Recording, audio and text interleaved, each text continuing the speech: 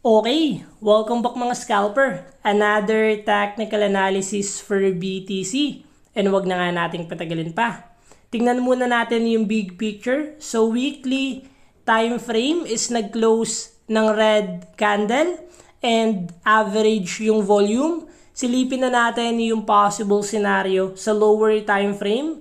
So daily time frame is nag-close tayo ng green candle and masyadong volatile yung BTC yesterday.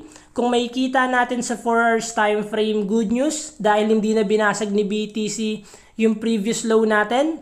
Nag-create na siya ng first higher low. But kung makikita natin, meron pa rin tayong sign of weakness na mga lower high, another lower high.